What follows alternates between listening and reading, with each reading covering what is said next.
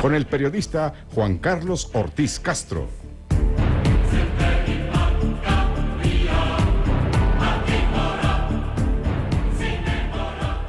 Muchas gracias, buenas noches, son las 8:03. Transmitimos desde la capital del estado, como siempre los saluda Juan Carlos Ortiz en su programa Entre Líneas, y hoy tenemos de invitados a Grisela Amparo Villa Ramírez. Ella es delegada federal de la Secretaría de Economía, Delegación Hidalgo. Gracias por estar con nosotros.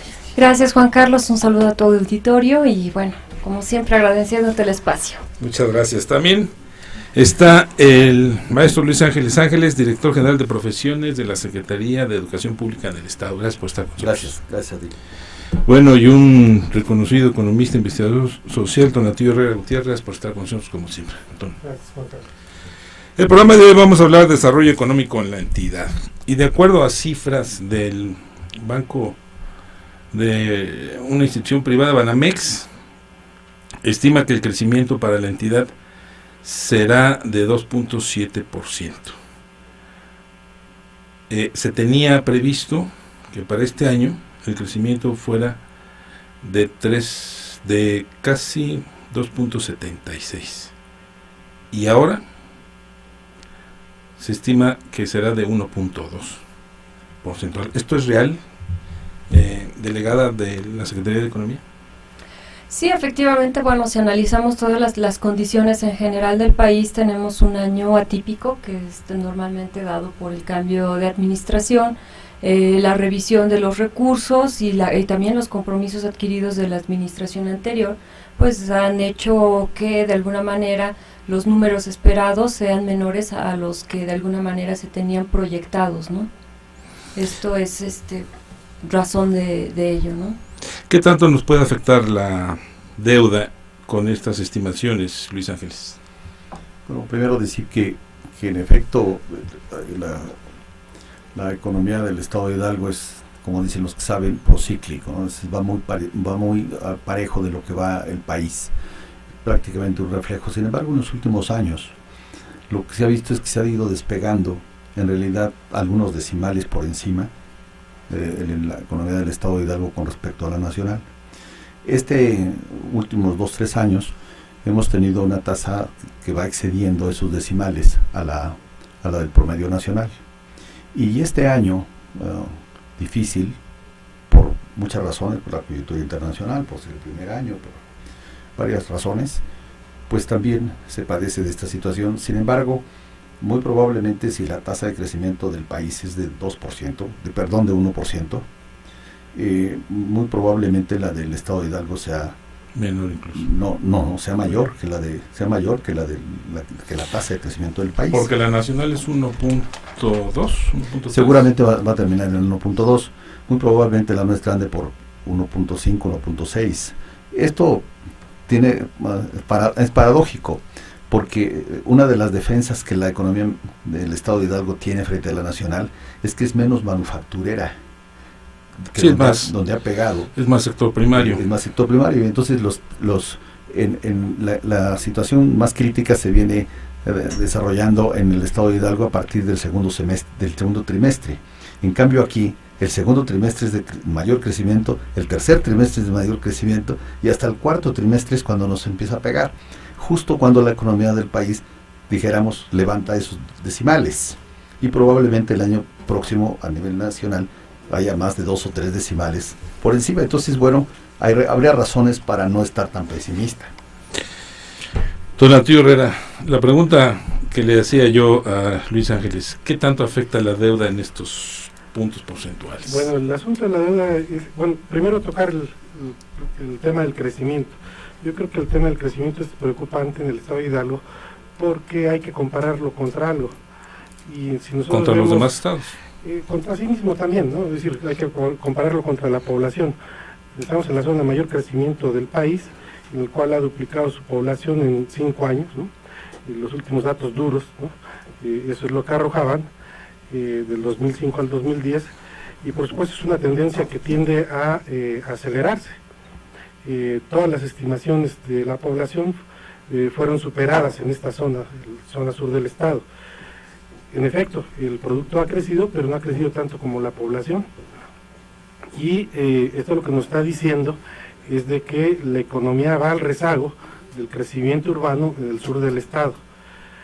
¿Qué va a pasar aquí? Bueno, nosotros lo que tenemos es un estado pobre y marginado, que ha ido escalando algunos puestos, porque se ha convertido en un estado que era agrícola, un estado urbano, y obviamente la pobreza urbana es menor siempre que en el resto que en la zona agrícola. Pero también tenemos el caso de que formamos parte de esa banda de zonas urbanas en donde los ingresos son más bajos en todo el país, ¿no? Es decir, empezando por el salario mínimo. Estamos cambiando pues de una pobreza rural simplemente porque está cambiando la población, viene más población, y por supuesto eso no tiene que hacer que el promedio sea menor de la pobreza, pero estamos en una situación en la cual la pobreza urbana es de las peores del país. ¿Qué tiene que ver esto con la deuda? Bueno, creo que son dos puntos distintos, dos cosas que habría que analizar a lo mejor distinto, pero la deuda... Pero convergen. La deuda es preocupante también. ¿En qué sentido la deuda es preocupante? ¿De qué depende la deuda y cuándo nos debemos de comenzar a pensar si fue un buen negocio el asunto de la deuda, ¿no?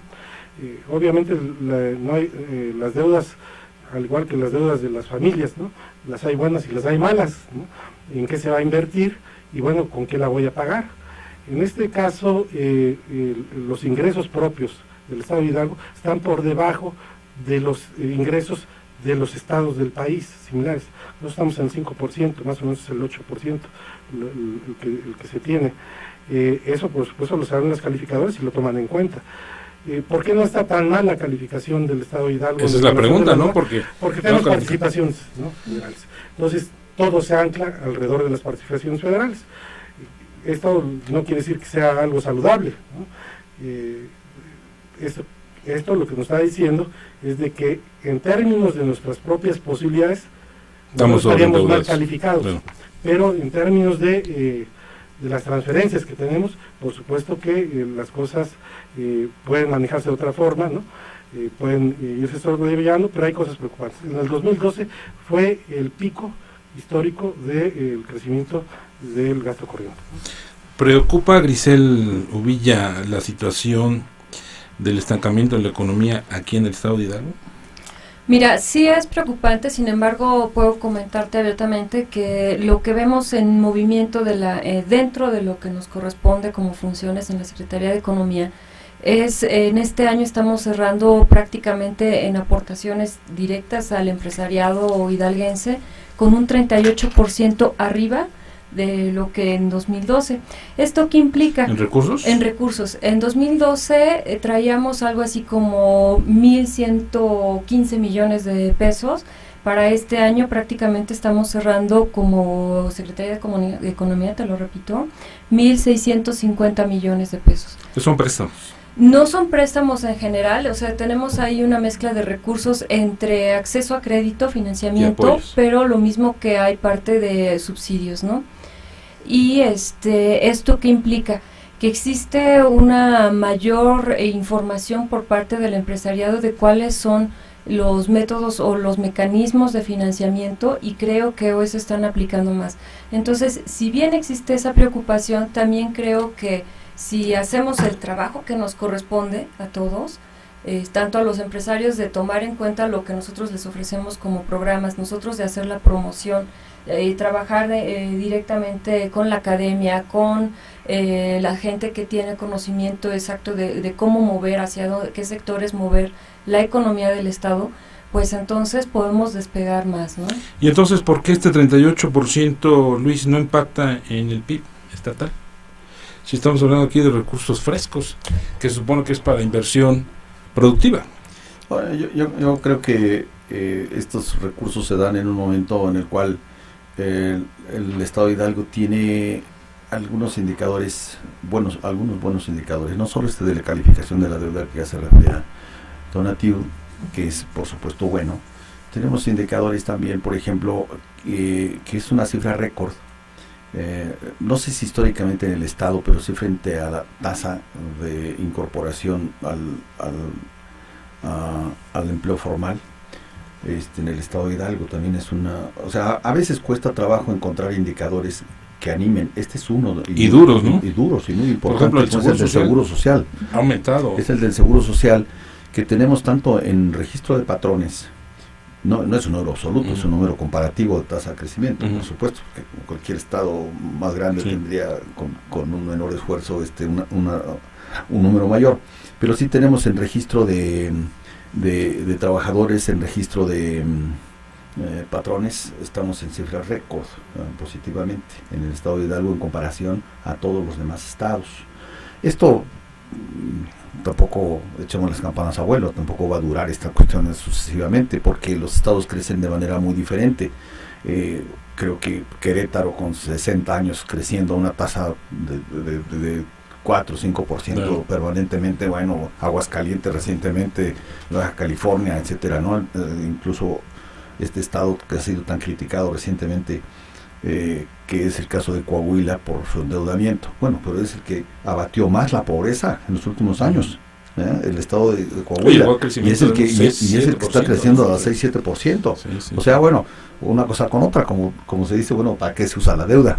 ¿No? Pues, ¿no? Pero a ver, pero eso no refleja una realidad de una entidad. Yo creo que hay que pensar en cuál es el proceso de largo plazo.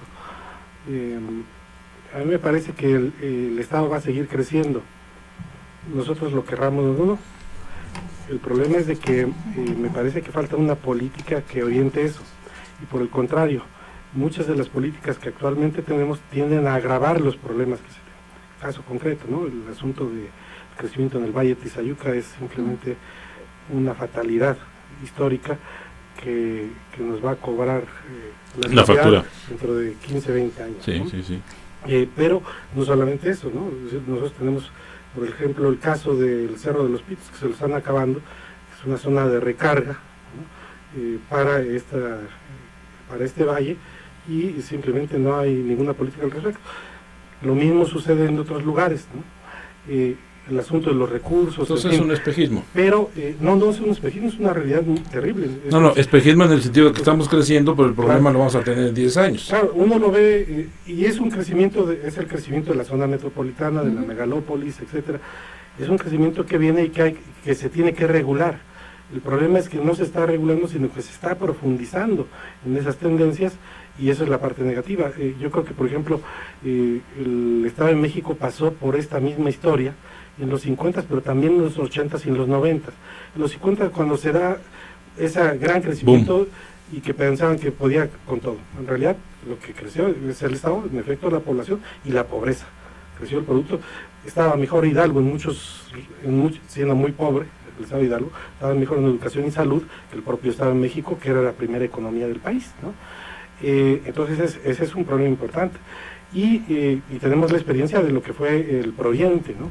El gran plan de crecimiento del Estado de México, que lo que hacía era ordenar el crecimiento que se iba a dar, y eso no dio ninguna solución. Estamos en esa situación. Pero también estamos en otra que habría que irle pensando. En efecto, el Estado se mueve como se mueve en gran parte del país, pero el país se está moviendo mal. Es decir, ha habido si uno agarra la encuesta de empleo, ¿no? Ha habido en efecto un aumento de las posiciones contratadas, ¿no? Pero ha habido una disminución radical del ingreso promedio. Eso es muy preocupante, ¿no? Porque lo que está diciendo es de que en realidad la gente está ganando cada vez más menos, aunque se esté reportando que esté siendo contratado. Pero eso es a nivel país, pero Grisel, tú querías precisar también en Hidalgo. Sí. Claro. Fíjate que, a mí me preocupa igual que Tonatiuh esta parte de la distribución y cuál es la política, ¿no? ¿Entonces faltan políticas? Fíjate que uno de los objetivos que tenemos dentro de la Secretaría de Economía, y que ha sido específicamente, por ejemplo, para generar los apoyos que este año ya se dieron a través de la administración del presidente Peña Nieto, es el que exista mayor equidad entre las regiones. Esto significa que, por ejemplo, lo comentaba el doctor Luis, de alguna manera, antes estaba proyectando más a ciertos estados, ¿no? Hoy en día, por ejemplo, se los comparto, tenemos el lugar número 11 en cuanto a estos proyectos que fueron aprobados en 2012. pero la mayor parte de los recursos se han sido distribuidos a estados, por ejemplo, como Oaxaca, como Chiapas, que también tienen un rezago histórico similar o mayor incluso que nuestro estado, ¿no? Y dentro de nuestro estado se están privilegiando aquellas regiones que son más, que han estado más marginadas. Aquellos proyectos que están en la parte norte del estado, hablando de Chapulhuacán, Pisaflores, Jacala, exactamente, la Huasteca, tienen un peso mayor y tienen mayores posibilidades de ser aprobados a través de los fondos y los programas que tenemos. Pero generalmente ahí se mandan inversiones muy chiquitas, ¿no? Como sí, que es mucho subsidio, como que no hay realmente proyectos muy productivos. Falta política, yo creo que sí falta política, ¿no? Creo que a veces es difícil plantear algunas cosas, ¿no? Pero me parece que en este caso el propio gobernador no tiene una idea clara de cómo debe ser el crecimiento económico en este estado, ¿no?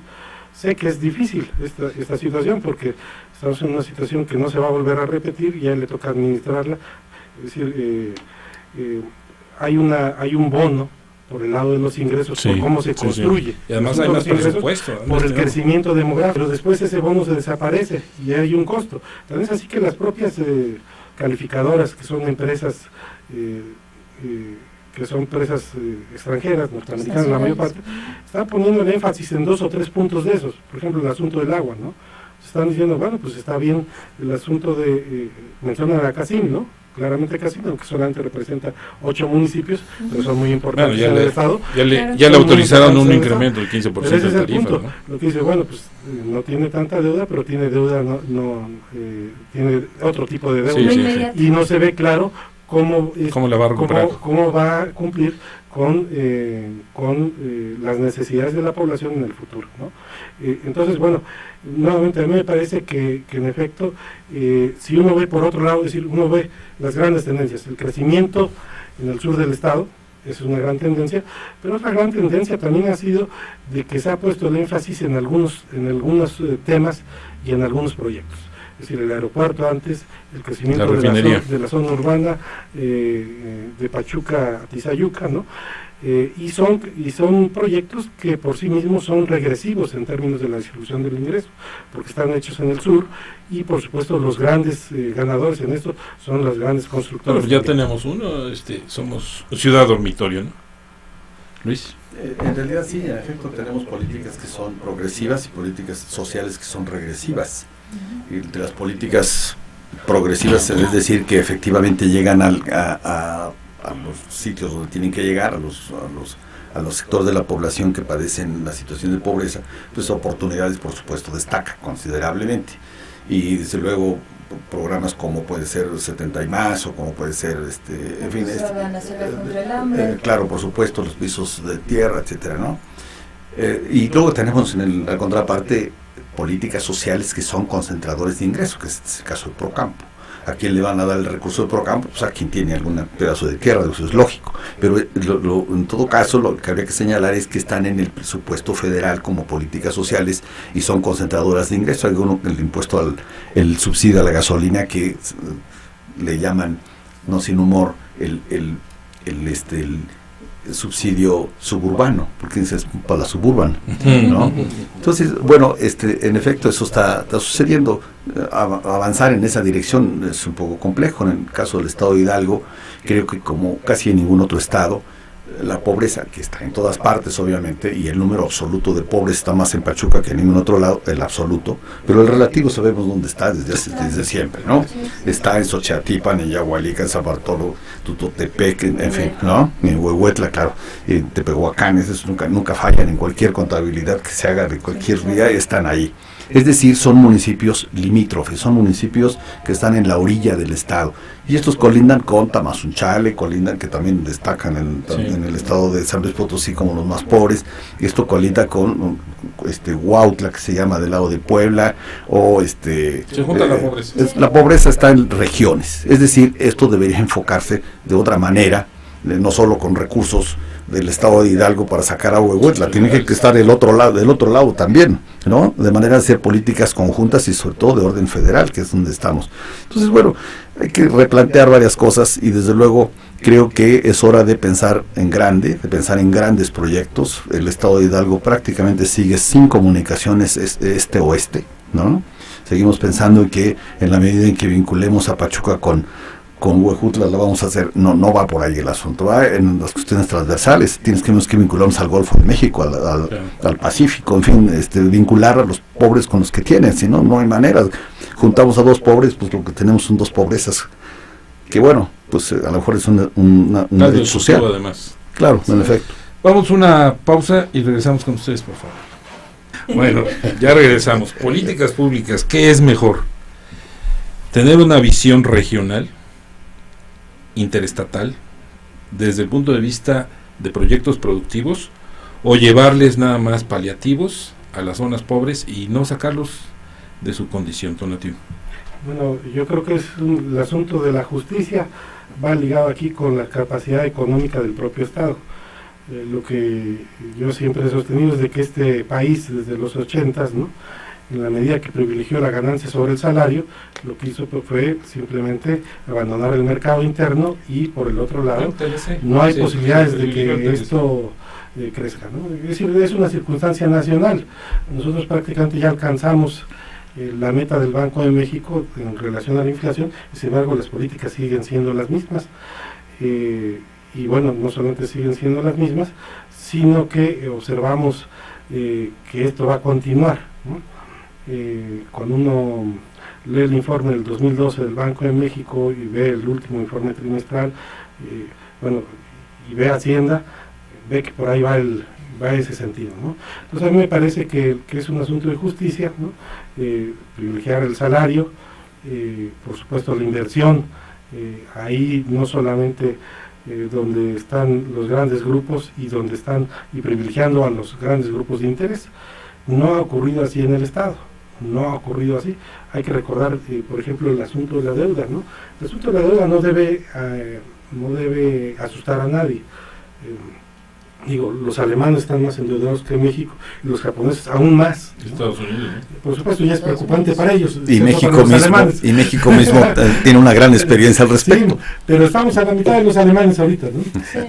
Hay una circunstancia en la cual, inclusive, por ejemplo, en términos del, no recuerdo el propio, ahora son acreedores netos muchos países que antes estaban al contrario, ¿no? Y los europeos comienzan a deberle a todo el mundo, ¿no? Entonces, bueno, no hay que tener la deuda, pero sí nos indica algo la deuda, ¿no? Es decir, la deuda es un extra, es el déficit, es la variación de los ingresos, ¿no? Es donde se está poniendo el énfasis y se requiere el problema de la deuda es que no tienes ahorro. No, la deuda puede generar su ahorro, esta discusión. El asunto está, yo lo veo ahorita, por ¿dónde se está poniendo el énfasis? Hay deuda por la refinería, pero hubo deuda por todo el desarrollo de Tizayuca, que es lo que también poco se discute. Sí. Ahí está el énfasis, ¿no? Es decir, que estamos hablando. Esa es la parte preocupante. Es que se veía un potencial crecimiento en esta región. Bueno, lo que pasa es que justamente habría que ver si esto es un sueño o una pesadilla, ¿no? Yo creo que se convirtió en pesadilla. Bueno, aún antes, si se hubieran concretado muchas de las cosas que ahí se plantean, hubiera sido peor. Es que volvemos al punto, ¿no? La situación es, de lo que creas hoy, a final de cuentas, va a tener una repercusión no inmediata, sino en el futuro tu costo va a ser mayor al que prometiste o proyectaste en su momento. ¿Bueno, se va a haber refinería o no? Sí, hasta donde sé ahorita es que sí hay refinería, no ha habido ninguna declaración.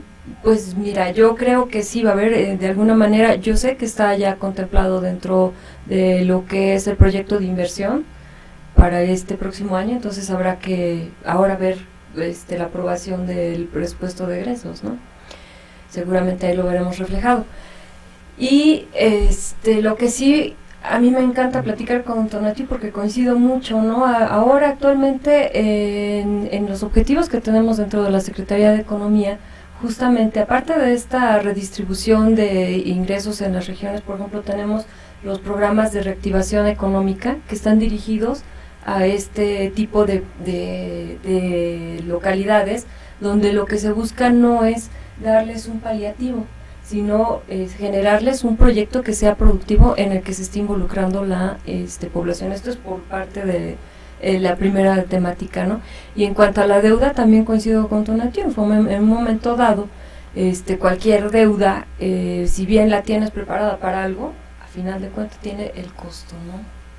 Pero preocupa, por ejemplo, Luis, que estos proyectos, megaproyectos, no se concreten después de ser anunciados con bombo y platillo, y me refiero específicamente a dos: aeropuerto y refinería.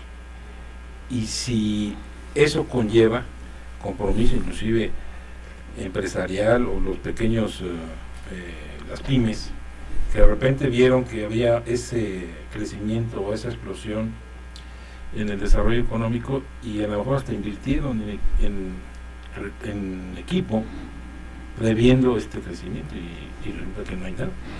Bueno, yo no sé si se van a hacer estos megaproyectos en el estado de Hidalgo, la refinería y el aeropuerto. O sea, tenemos, con frecuencia nos asaltan en los medios con informaciones en un sentido o en otro, y yo pues, no tengo información más que la de los medios. Entonces mi información es contradictoria al respecto, no contraria, contradictoria entre sí misma, ¿no? Creo, sin embargo, que lo que el estado de Hidalgo debiera haber creado ya a esta altura, y por supuesto tenemos mucho tiempo para poder hacerlo todavía, pues es crear proyectos. Necesitábamos tener bajo nuestro brazo no 2 proyectos, 100 proyectos. Creo que es la hora que no sabemos bien a bien qué hacer con Sahagún. Sahagún ha sido muy, muy costoso para este país. Llevamos 65 años de estar invirtiendo recursos públicos sin fondo. Cualquier otra región del estado con esa inversión habría sido otra cosa, muy diferente. Creo que tenemos oportunidades, creo que se detectan las oportunidades en el gobierno del estado, creo que hay un esfuerzo para reorientar en la pequeña y mediana empresa, sobre todo a Sahagún, no en la gran empresa, porque la industria automotriz, con todo y que somos una potencia automotriz a nivel mundial hoy en día en México, y el recurso y las inversiones de esa naturaleza no llegan a Sahagún, es decir, no van a llegar. No sé, pero ya en el terreno de qué hacer, que es tu pregunta, bueno, si se pudiera concertar que Sahagún fuera proveedor, por ejemplo, de las ciudades hoy en día, de los llamados los carros metro, ¿cómo se llaman? Los metrobuses. Bueno, podríamos dar un gran salto, allí de manera importante. Vamos a una pausa, por favor, si nos permiten, y regresamos. Empezamos con Luis Ángeles, lo interrumpí abruptamente porque íbamos a un corte, pero nos decías... Decíamos de grandes proyectos, 100 proyectos, grandes proyectos. Uno va a cuajar. Uno va a cuajar, claro. No solo por probabilidades, sino porque algunos estarán mejor hechos que otros, unos tendrán más viabilidad que otros, pero por ejemplo México está entrando ya muy tarde como país a la industria del reciclaje. Prácticamente es de los países de la OECD más atrasado en ese sentido. Si pudiéramos tener un proyecto de reciclaje justo donde tenemos alta tensión para dar y prestar en Sahagún, 800 kilómetros de vías férreas por el sur del estado, uno de los cruces más importantes de vías terrestres en esa zona, mano de obra calificada, la cercanía al Distrito Federal, en fin, yo no quiero decir que el proyecto estaría por hacerse, pero solamente en este momento es una locura, ¿no? Y los grandes proyectos comienzan por ser locuras. Y como ese proyecto, otros más, las ciudades médicas, en fin, repensar las cosas de otra manera, con grandes proyectos. No se va a resolver nuestros problemas con aproximaciones, con microproyectos. Lamentablemente esa etapa quedó muy, muy atrás. Y si tenemos grandes proyectos en nuestra región, en el sur de la ciudad, en el sur del estado de Hidalgo, por ejemplo, no se justifican pequeños proyectos. Sur y centro del estado, que hagamos los pequeños proyectos en otros lados, en los municipios más marginados, etcétera, y también metámosle grandes proyectos como los chinos, ¿no? A ver, le hice ahorita al claro. Y la pregunta sería, delegada federal de la Secretaría de Economía, ¿tenemos grandes proyectos en Hidalgo? Sí, por lo menos yo tengo conocimiento de 4 que están siendo llevados a cabo ya, que es el Centro Nacional de Innovación para la Industria Textil y del Vestido, que bueno, eso va a detonar que, para empezar, que la cadena productiva como tal en el estado tenga una fortaleza, ¿no? Que el centro mismo esté aquí. Eso va a provocar también a su vez una mayor preparación y requerimiento de profesionistas en ese sentido. Esto aunado a la parte de la ciudad del conocimiento, que dentro de los sectores estratégicos que se definieron por parte del Estado en la Federación es justamente el de servicios profesionales, hospitalarios y de investigación, ¿no? Y esto hablamos, por ejemplo, ahorita que comentaba el maestro Luis Ángeles respecto a ciudades hospitalarias. Esto se ve perfectamente enfocado dentro de, y creo que una de las visiones que se ha tenido es justamente en la zona sur del estado, hablando de Tizayuca, irla bloqueando o digamos generando crecimiento de ese tipo para que no se siga propagando más una industria que después vamos a tener problema en parar tanto la habitación que estamos teniendo hoy, ¿no? Tanto habitación como industria. Y entonces esto va a generar también que la población tenga un nivel superior en cuanto a su preparación académica, y evidentemente esto tenga una repercusión en lo que puede ser el ingreso per cápita. Tona, ¿crees que haya grandes proyectos para Hidalgo? Y yo me refiero ahorita, por ejemplo, a lo que decía Luis relacionado con las ciudades de salud. No podemos terminar el hospital de Tulancingo, que tiene más de 5 años de construcción. Bueno, yo creo que es complejo este asunto de los proyectos, ¿no? Algunos son grandes desastres, ¿no? Qué bueno que no se concreten. Otros se deberían de concretar lo más rápido posible, ¿no? No por ser grande va a ser bueno. El tamaño no importa a veces, por sí, hay que evaluarlo. O a veces importa, pero en sentido negativo, ¿no? Hay que recordar que yo les pongo un poco la historia en el asunto del Valle de Tizayuca. El Valle de Tizayuca ya tuvo una crisis económica y ecológica que condujo a una gran tragedia poblacional en el siglo XVI, ¿no?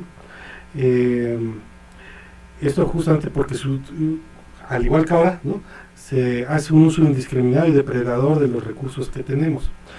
Pero hay que señalar algunas cosas. Por ejemplo, ¿qué sector había tenido un gran énfasis e interés para el gobierno del Estado, sobre todo, ¿no? Pues el sector de la construcción.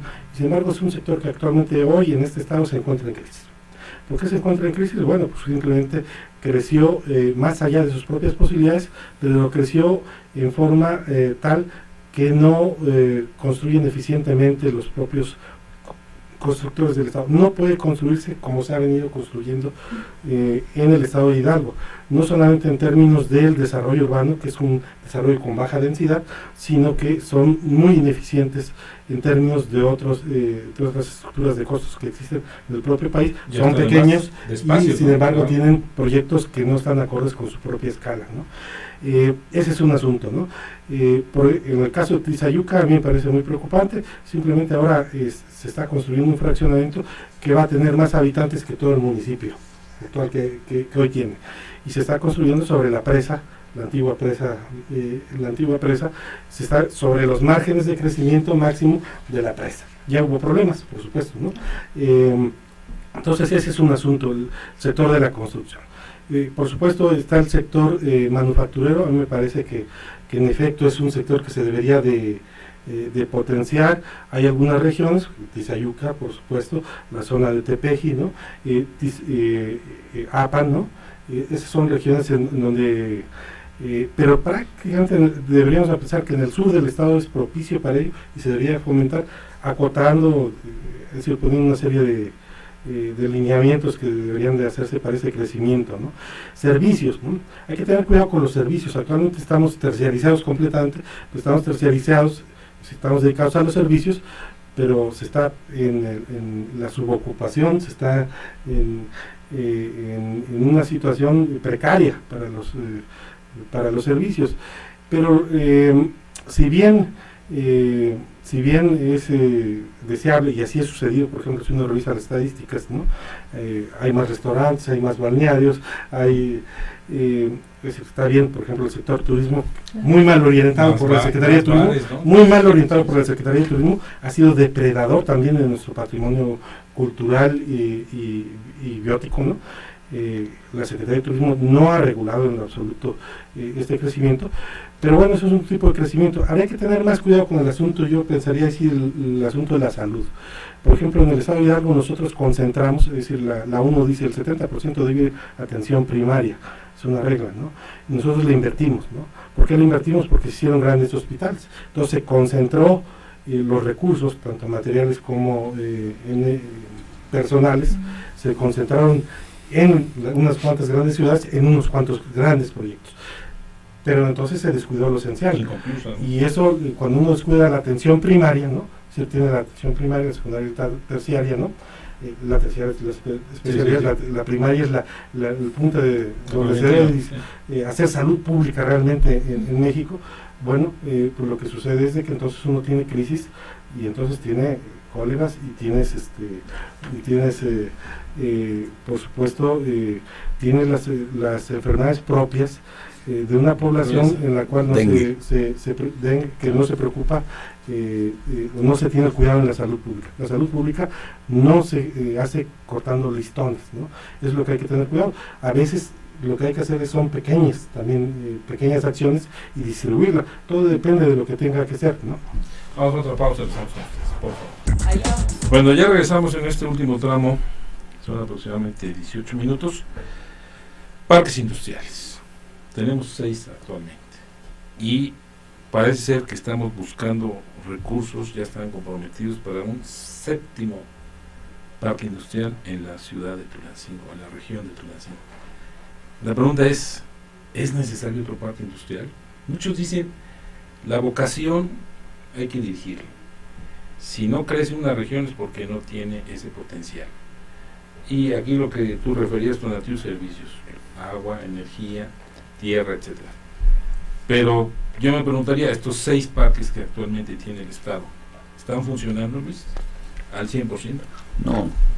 No, tal vez no necesitarían estar trabajando al 100% si estuvieran por encima del equilibrio, pero me temo que haya más de un parque industrial que resultó con un proyecto que no se evaluó suficientemente, ¿no? Más de alguno. Entonces tenemos capacidad ociosa. Cualquier inversionista, si fuera privado, diría no vamos a aumentar la capacidad instalada mientras la que esté no se utilice, ¿no? O no se utilice últimamente.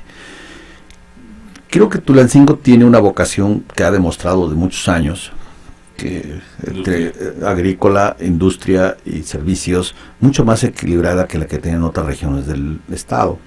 Textil, desde luego en la parte industrial, y sobre todo si efectivamente se está haciendo lo necesario por internacionalizar más nuestro sector textil, tiene sentido. La ciudad del conocimiento tiene una de sus áreas, es exactamente esa, como decía la licenciada Villa. Entonces creo que hay algún sentido de esto. Sin embargo, yo creo que los parques industriales no atraviesan ni en México ni en el mundo su mejor etapa. Hay otras formas de organizar la industria, de complementarla. Quizá deberíamos hacer un esfuerzo también de ver qué está ocurriendo en otras partes del mundo en ese sentido. Los parques industriales que arrancaron en los años 50, en la posguerra, tuvieron éxito sin duda en los propios Estados Unidos, etcétera, ¿no? Pero quizá hoy, si no hay un parque industrial que tenga su generación de tecnología, que tenga su ciudad del conocimiento, de algún modo, que incorpore efectivamente la innovación, pues va a estar complicado, porque ya no estamos en una etapa sustitutiva de importaciones, no estamos en esa etapa de economías cerradas, estamos en una etapa de economías abiertas, donde muy probablemente tenga que pasar por aquí las mercancías solo circunstancialmente y solo en una etapa particular de su desarrollo. Además, el capital se mueve muy rápido. Se va a seguir moviendo esto, no hay manera, esa es una cosa que llegó para quedarse, en el sentido de que esa será la naturaleza del capital en el futuro, así ocurrirá, ¿no? Una fusión entre el capital industrial y el capital financiero que se estará moviendo permanentemente. Para eso son los mercados de capitales, que faciliten eso. Entonces, bueno, pues creo que ahí habrá muchas cosas que hacer en el terreno nacional y desde luego en el estatal. Donativo, ¿vale la pena apostarle a otro parque industrial? Yo creo que vale la pena, primero, no desechar la capacidad que se tenga. Lo que se tiene es un acervo que tiene que ser utilizado.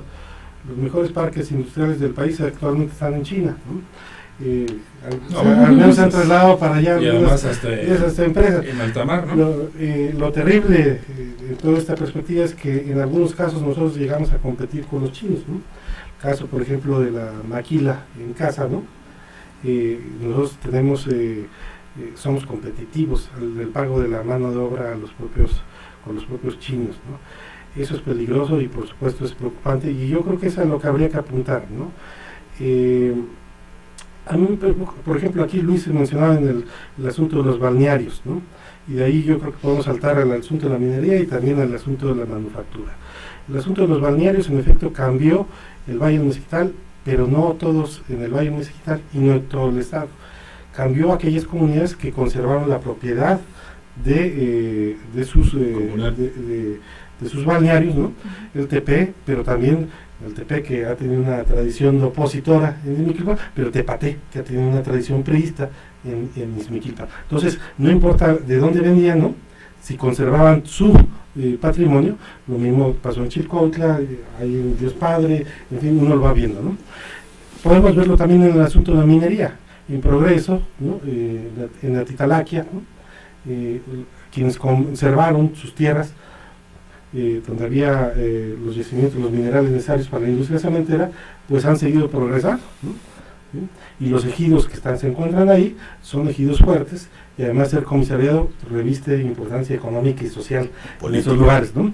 En cambio uno se va a Santiago de Anaya, donde la gente perdió sus tierras porque simplemente había un personaje que tenía mayor información, ¿no? Había estudios muy específicos sobre la zona que estaban inclusive en el internet, pero la gente no podía acceder al asunto, y fue comprando de a poquito las tierras para después encontrarse que era el dueño de los yacimientos, ¿no? A mí me parece que eso nos está indicando que no solamente es el asunto de qué sector y qué cantidad de inversión, también es el modelo que estamos escogiendo para ello, ¿no? En efecto, se mueven mucho los capitales y también las empresas, ¿no? Pero también China está llegando a un límite, ¿no? China ya dijo, bueno, pues vamos a elevar los salarios porque esto ya no se puede sostener. Lo mismo deberíamos estar pensando los mexicanos, ¿no? Es decir, no podemos sostener el asunto como está. ¿Qué se tendría que hacer? Por supuesto, ¿no? Se dice crecimiento, grandes proyectos. Bueno, pues sí, pero también están los pequeños proyectos. No hay como la industria de bienes de capital, en efecto está las grandes ramas, ¿no? Las grandes ramas, metalmecánica, etcétera, todo lo demás, que se construyeron durante décadas, ¿no? Pues ahí están. El asunto de la automotriz goza de cabal salud, ¿no? Es el sector de exportación, por llamarle de uno, no hay otro, ¿no? Por más que se diga, no hay otro, ¿no? Ese es el sector de exportación, ¿no? Bueno, sí. Pero ese es el sector de exportación, ¿no? Es decir, si uno revisa lo que se ha dicho, es decir, eso es lo que estuvo bien este año, ¿no? Que está por concluir, ¿no? Entonces, bueno, también el modelo que se está escogiendo para ello. Pero la pregunta fue, ¿necesitamos otro parque? Sí, probablemente sí, ¿eh? Bueno, seguramente vamos a estar hasta más. No va a ser la única estrategia. Este estado va a crecer tanto, ¿no? Que va a necesitar de distintas estrategias. Se va a quedar pequeño, nos vamos a quedar pequeños. Toda la infraestructura que actualmente tenemos se va a ir quedando pequeña. Probablemente no necesitamos en términos proporcionales tantos parques industriales, sobre todo si han funcionado como grandes bodegas y no han funcionado como esos grandes polos de producción, ¿no? Pero eso no tiene que ver más con el asunto de que si construyes o no el parque, ¿no? Tiene que ver con inclusive con una situación nacional más que la propia estatal, ¿no? Pero por supuesto, hablando de algo que también se mencionaba, algo que habría que hacer es que el gasto, más bien el presupuesto del gobierno pasó de 2.000, 20.000, ahora estamos 33.000 millones, y lo que se le sume, ¿no? es un presupuesto importante, y bueno, esos presupuestos también tienen que tener esa función de ser palancas del desarrollo en el propio Estado, ¿no? No, por eso es peligroso que se apueste solo a la construcción, no solamente porque se presta para la corrupción y la destrucción del entorno urbano y de la ecología, sino porque no puede estar tan cargado, ¿no? Las canicas en este Estado, y debe haber una política pues más amplia, ¿no? Grisel Uvilla, ¿el gobierno federal tiene proyecto para este parque industrial en Tulancingo o no? De hecho, yo te comento que finalmente aquí se hace una aportación tanto estatal como federal para este tipo de proyectos. Como gobierno federal sí tienen. Sí lo estamos considerando, pero aquí yo quisiera compartirles también que probablemente la perspectiva que se tiene del parque es hacia un sector logística, que también estaríamos incluyendo dentro de esta perspectiva el proyecto Plata, que está en Tizayuca. O sea, hablamos de una gran bodega. Hablamos de grandes bodegas donde se les dé producto terminado a productos que ya se están envasando o empaque específico, y que se pongan ya, digamos, recordemos cómo está el estado en el sur: Tulancingo, Tizayuca, Tula, Tepeji, Titalaquia, todo está atravesado por Arco Norte, y finalmente Arco Norte nos permite tener una estrategia de transversalidad, de la que ya el maestro Luis hablaba, que si bien la podemos ver o tomar desde el enfoque de la logística, creo que uno de los sectores que se van a detonar a partir de este tipo de proyectos es seguramente el de logística, ¿no? Luis, tú no estabas convencido. No, creo que en el sentido de que un parque industrial tiene que ser, pues, de alguna manera lo que están comentando, un parque moderno, un parque de acuerdo a las circunstancias, un parque clúster, un parque que pueda sumar esfuerzos de distintas empresas. Creo que este es el caso de Tulancingo, por lo que veo, vinculado más al sector, menos al sector productivo propiamente y más al sector de maniobras. Puede serlo, pero si es lo que se necesita, pues habrá que hacerlo. Sin embargo, creo que un parque industrial convencional, como los que hemos estado viendo, pues están condenados a trabajar a muy baja capacidad, porque incluso el precio de la tierra se convierte en una cuestión casi prohibitiva para los usuarios. Apenas entre la infraestructura se eleva el precio del metro cuadrado. Y luego, con frecuencia, los parques industriales, por lo menos en los periodos recientes, los que han llegado tardíamente, son parques caros, ¿no? Para el sector productivo. Si estos, como suele suceder, a veces no tienen ferrocarril o a veces no tienen cosas de estas, bueno, pues actúan en desventaja. Creo que no es el caso de Tulancingo. Creo que el caso de Tulancingo está la ubicación con un par de autopistas ahí al lado y con una vía ferroviaria, etcétera. Bueno, pues creo que esa parte está. Ya no hay vía ferroviaria. En Tulancingo ya no pasa el ferrocarril. Bueno, ojalá lo reivindicaran y hay alguna posibilidad. Bueno, habría que repensarlo muy seriamente. Creo que ahora se requiere de trabajos muy concienzudos en materia de evaluación de proyectos, en materia de viabilidad de estos proyectos. Y bueno, ojalá Tulancingo fuera el caso, sí. Bueno, ya de manera muy sucinta, nos quedan unos minutos. ¿Necesitamos microproyectos o macroproyectos? La mezcla de ambos. Finalmente, los microproyectos, las actividades en corto, hacen que los grandes proyectos se generen con mayor impacto. Sí, yo creo que es un asunto de que son instrumentos distintos. Hay que ver para qué se requiere, ¿no? A mí me parece que el asunto del gasto en el Estado es algo a lo que hay que prestar atención. Los ingresos promedio son tan bajos aquí, ¿no? Y bueno, pues acompañado de una política industrial que me parece que actualmente carecemos en ese sentido, ¿no? Hay que modificar a dónde se están cargando las canicas, y no solamente modificar a dónde están cargando las canicas en términos de los sectores y del gasto, ¿no? Sino también en términos del trabajador, ¿no? Hay que recordar que tenemos la ignominia, ¿no? De tener, si no recuerdo, 11 años que no se declara legalmente una huelga, ¿no? Luis, ¿micro o macro? Necesitamos, en efecto, como han dicho los compañeros, micro y macro proyectos. Más micro en la parte social y más macro en la parte económica. porque de otra manera no vamos a ser competitivos. Si la pequeña y mediana empresa eventualmente tiene mucho más dificultades para ser competitivo. Las economías que efectivamente destacan hoy en el mundo, pues son aquellas empresas de ese tamaño que pueden dar la batalla. Así que necesitamos microproyectos en lo social, principalmente, como lo han comentado, donativo, y desde luego en el terreno macroeconómico y competitivo necesitamos pues también de micro probablemente, porque absorben empleo, etcétera, pero en el terreno de la competencia necesitamos de crecientes niveles de inversión, de altas tecnologías, para poder, de capacitación obviamente, para poderle entrar a este mercado tan difícil. Y un asunto que lo dejaremos para después, pero sin lugar a dudas, es elevar el salario, que es lo que se está diciendo. Para desarrollar el mercado interno, por supuesto, sí. Además, irnos a la zona económica A, no a la C, en la que actualmente se encuentra el Estado de Hidalgo. Bueno, muchas gracias a Grisel Amparo Villa Ramírez, ella es delegada federal de la Secretaría de Economía y Delegaciones de Hidalgo. Gracias por estar con nosotros. Al contrario, Juan Carlos, gracias a ti, a tu espacio, saludos a tu audiencia. Gracias a Luis Ángeles, director general de profesiones de la Secretaría de Educación Pública. Gracias, gracias. Y gracias también a Donativo Herrera Gutiérrez, economista, investigador social y también un constante colaborador aquí en estas mesas. Gracias. Gracias también a mis compañeros aquí en Pachuca. Estuvo Jorge Martínez en los controles, allá en Tonalcingo, Don Ortega, a quienes hicieron posible la transmisión vía televisión por internet, Jaciel Velasco y César García.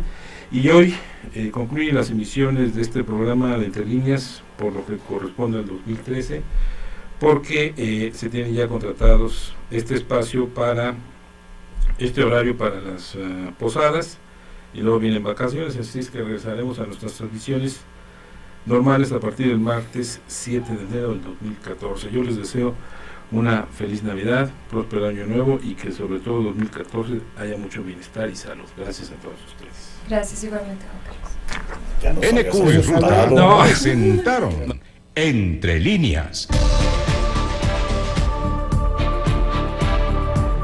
con el periodista Juan Carlos Ortiz Castro. Te esperamos en nuestra próxima emisión.